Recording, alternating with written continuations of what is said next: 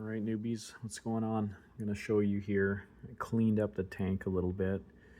I don't know if you guys can see these things floating. I really wonder what that is. I wonder if those are the copepods or maybe, I don't know, salt? You can kind of see them floating there. Anyways, back to the cleaning kit. So I had this guy come in on Amazon. It's like a Higer mini cleaning kit, 4-in-1. Let me show you guys what it comes with. So this cost me, again, it's a cleaning kit. It says it's for an 8 to 63 gallon, which I find hard to believe. But it came with a 4-in-1. So it comes with like a well, it's not even a telescopic, what do you call it? Like, anyways, handle. But this thing, like, oh, hold on, it just clicks in. It's got like a spring hinge. You get the point though. Clicks in, simple. But all the tools essentially click into this guy, and so it comes with a blade. So you'd attach that to the end, and then I mean, it's good enough for this tank because it's a small tank. I wouldn't recommend it for anything larger, but you know, you get the idea. You got that guy, and you got a brush. I don't know what you'd clean with this.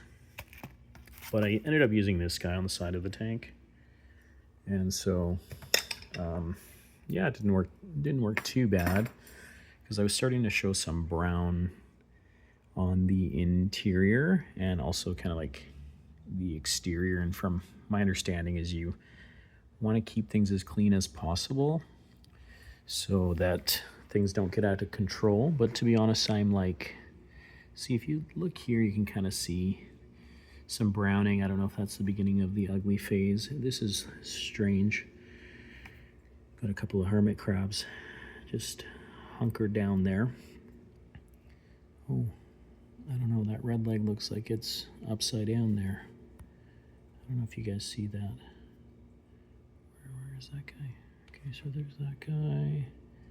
Oh, there he is. There he is. That's the guy. So I'll have to see. See, this is why we need a net to flip these guys around, right? But these are the things you learn. You can kind of see the sides. I think this is the exterior. Just had my son's cousins over, and they were, you know, handling the tank, but their hands all over it. Curious kids. But yeah, our zoas are doing pretty okay. Let's just switch the view. You can kind of see them glowing a bit more. Somebody asked me, do I keep my lights on? To be honest, most of the time during that first month, I kept them off, right? I just had my windows open. And as I said, I'm entering my 6th week right now. I'm not seeing like a crazy amount of algae or anything. And as I said, right now, 2 clowns, the cleaner, the cleanup crew, the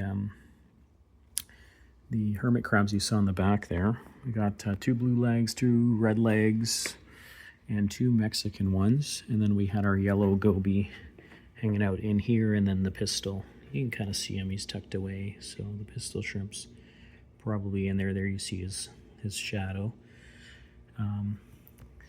But yeah, I mean, I'll probably have to flip that red leg over, right?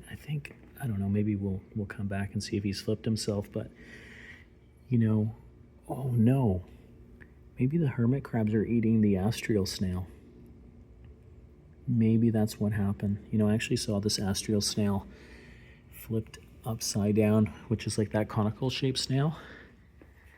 See this one here, like he's also flipped upside down. Did they get him? Apparently, I didn't know this, but they can't flip themselves back up.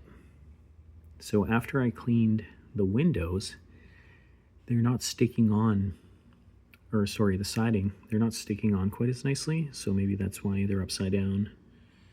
I'm kind of concerned about this one. Maybe they're eating them. Now that explains why they're piled up. But anyways, I'll reach in there, hopefully get them out, and we haven't suffered any fatalities or casualties. But yeah, that's it in a nutshell. As I said, work quite well. This little guy, when you attach him to the telescopic thing, you just stick your hand in and wipe along. So that's all I've used. I haven't had to use the scraper, but it'd be the same idea. You'd have it on the telescopic handle. As I said, it's spring hinged. You twist it on, and it's pretty easy to get on. Right now I'm kind of filming, so I can't show you guys, but that's it in a nutshell. Again, yeah, I really haven't had to clean it too much, and we're entering to week 6, so you know, as long as you don't add too much at once, I think that's the key. I've literally done one water change, maybe 20%. I know people will say, you know, they'll do 10% a week, but I wanted to establish, as I said, the beneficial bacteria before doing any significant water changes. So the next thing I'll do is clean out the sponge with the media filter and wash that out with the tank water a bit, and look at topping up some water. As I said, I don't have an auto top off, so I do it manually. I usually just lift that guy up and then put in about one cup of water, and like room temperature water. I don't even heat it. But I can't believe how much this cleaner shrimp has grown since we got him. He was a lot smaller about, you know, 2-3 weeks ago. And there's our buddy right there. There's our goby. So yeah, I bet you put a little bit of food out and he's right out. But fed him this morning. Won't feed till this evening. Light feeding. As I said, I feed him mysis shrimp. I'll show you guys in another video. It's just a frozen cube. I feed him like a tiny little bit, and usually everybody snacks on that. And then we go. So at any rate, guys, thanks so much for watching. If there's any questions, leave them in the comments. You know what to do.